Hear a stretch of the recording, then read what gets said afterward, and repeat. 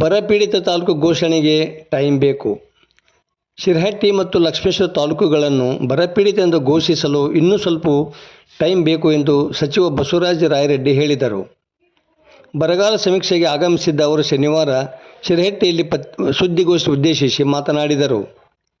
ಪಂಚ ಗ್ಯಾರಂಟಿ ಅನುಷ್ಠಾನ ಸಮಿತಿ ಲಕ್ಷ್ಮೇಶ್ವರ ಸಮಿತಿಯ ಅಧ್ಯಕ್ಷ ನಾಗರಾಜ ಮಡಿವಾಳರು ಮಾತನಾಡಿ, ಈ ವರ್ಷ ಸರಿಯಾಗಿ ಮಳೆಯಾಗದ ಕಾರಣ ಲಕ್ಷ್ಮೇಶ್ವರ ತಾಲೂಕು ಎಲ್ಲ ಗ್ರಾಮಗಳಲ್ಲಿ ಬೆಳೆ ಹಾಳಾಗಿ ರೈತರು ಸಂಕಷ್ಟದಲ್ಲಿದ್ದಾರೆ. ಕಾರಣ ಅವರ ನೆರವಿಗೆ ಸ್ಪಂದಿಸಬೇಕೆಂದು ಸಚಿವರಲ್ಲಿ ಮನವಿ ಮಾಡಿದರು. ಈ ಸಂದರ್ಭದಲ್ಲಿ ಪಂಚ ಗ್ಯಾರಂಟಿ ಅನುಷ್ಠಾನ ಶಿರಹಟ್ಟಿ ತಾಲೂಕು ಸಮಿತಿ ಅಧ್ಯಕ್ಷ ವೀರಯ್ಯ ಮಠಪತಿ ಹಾಗೂ ಸಮಿತಿಯ ಸದಸ್ಯರು ಜಿಲ್ಲಾಧಿಕಾರಿ ಎನ್ ಶ್ರೀಧರ್ ಇದ್ದರು. ವರದಿ ನಾಗರಾಜ ಅಣಿಗೆ, ಪ್ರಜಾಧ್ವನಿ, ಲಕ್ಷ್ಮೇಶ್ವರ.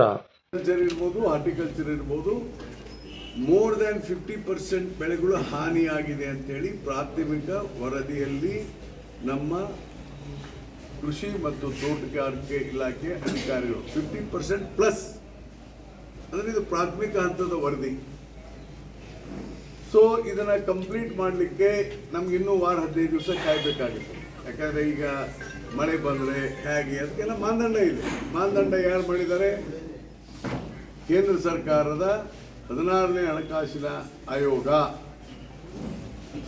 NDRF ಅಂತ ಕರೀತಾರೆ, ನ್ಯಾಷನಲ್ ಡಿಸಾಸ್ಟರ್ ರೆಸ್ಪಾನ್ಸ್ ಫಂಡ್. ಅದರ